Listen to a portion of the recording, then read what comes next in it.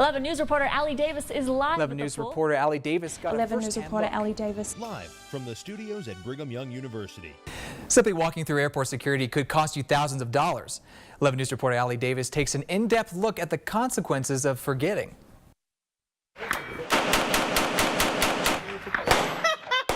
Vanessa Oler is a firearms expert.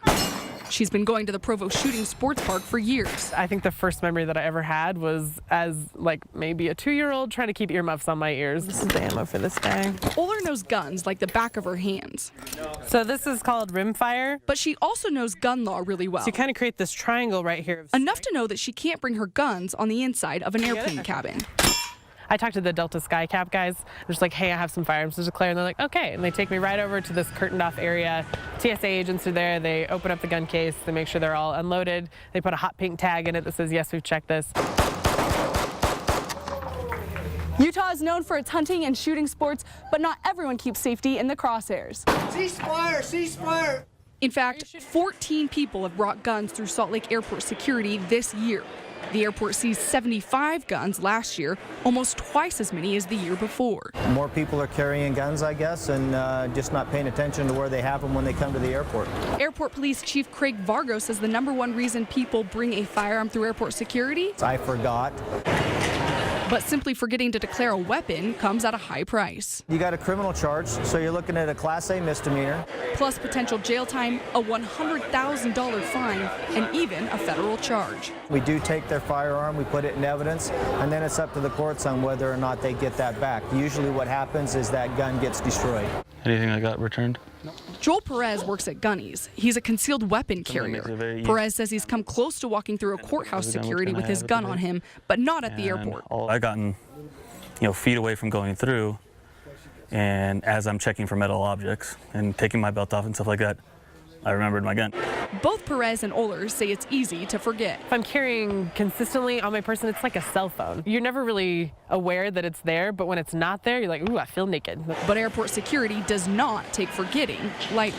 There's absolutely nothing wrong with carrying a gun as far as I'm concerned, as long as you do it lawfully and responsibly. They need to be aware that every time they go out in public, they are the face of the entire gun industry. If they treat the law how it's supposed to be treated and respect it, then we won't have such a panic. In Salt Lake City, Aley Davis, 11 News. Students popping prescription pills to help them study better may be more common than you think. In this in-depth report, we take a look at the effects of taking a stimulant without actually needing it. So then we're going to draw oxaloacetate over here. BYU senior Jeff Brown is preparing to take the MCAT this May before heading to medical school. It's a grind each week studying for the test. Probably 20 to 30 hours. But Brown wonders if that's enough, especially when he is competing against students who pop prescription pills to stay awake. Pills meant instead to treat attention deficit hyperactivity disorder, more commonly known as ADHD. I think it might be unfair. I might ask myself, could I be doing better if I was taking a psychoactive drug as well? One former BYU Idaho student admitted to me taking the stimulant Adderall. It was like I went into hyperdrive mode. I didn't know what time it was. I just knew that I was doing this project and I was getting it done. She says she got the drug from her boyfriend. He was like, hey, I have some Adderall in my bathroom. Do you want to take half of it? It was his prescription. My boyfriend could get in trouble for giving me was my first thought. I found another student who abuses the drug. I only take mine on test days. This BYU student also says Adderall helps him study better. He admits taking it about 6 times a semester. Because it helps you focus, gives you energy, kills your hunger. So if you're on campus for a really long day and you don't have to worry about eating. The student tells me if he wants it, he can get it. There's always ways to get things. I took my concerns to the BYU Health Center. Do you fear that students are fibbing their way into getting a prescription? We worry about that a little bit, and there's been some recent concern that there may be students that perceive this as a medicine that will help improve performance regardless. And really, in many ways, that's a false notion. Looking great. Family medicine doctor Keith Wilmore says Adderall might not even give those students the help they want. So deep breaths in and out through your mouth. But if your brain is sleep deprived, it's not going to retain the things that you're studying very well. You're not going to be able to do as well on the test the next day or the next week as you would expect. Wilmore also says if you don't have inattentiveness, Adderall can actually make you even more distracted since it's a stimulant. We'll have a quiz now.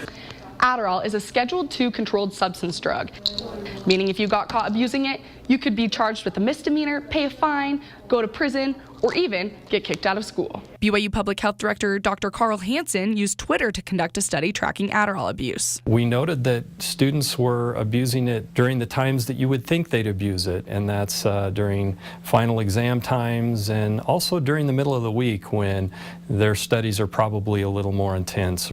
Hansen says about 15% of students across the country abuse the drug.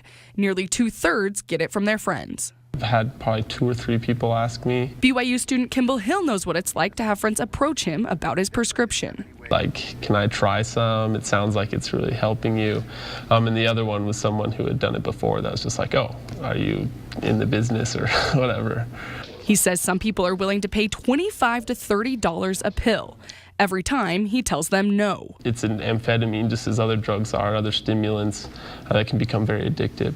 But for students who actually have ADHD, the drug can be very effective.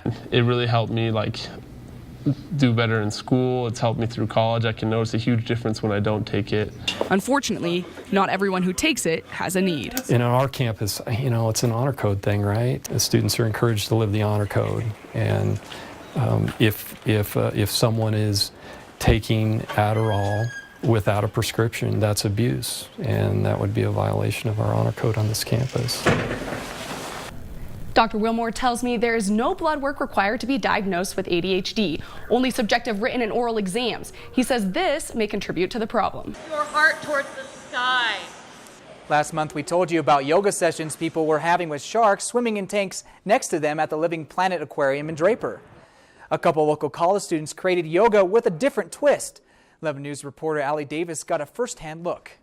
All right, welcome everybody. BYU student Benson Richardson and UVU student Derek Westover are behind the newest form of exercise in Utah Valley. It's a combination of traditional yoga and, well, goats. They call it Goga. When people hear goat yoga, they think goat yoga. What? Like that's crazy. That's never gonna work. Yogis show up for a 40-minute yoga session. Okay, and back out. So do 7 goats. Pepsi, Dew, and Pepper like to show off during the practice. They balance on people's backs and leap from yogi to yogi. Richardson says goats enjoy the challenge of jumping on things. Their fun, playful attitude. They say horsing around, but I think they should be saying goating around because they're a bit more playful than most animals are. No competition here, just goats. Richardson and Westover give their yogis fair warning at the beginning of class. Turns out goats like to nibble on long hair. Yogis, or should I say gogis, say goats bring a different kind of zen to their practice. There's a goat always around. Roaming underneath you and like right next to you or eating next to you or lying on your mat. I had to balance more.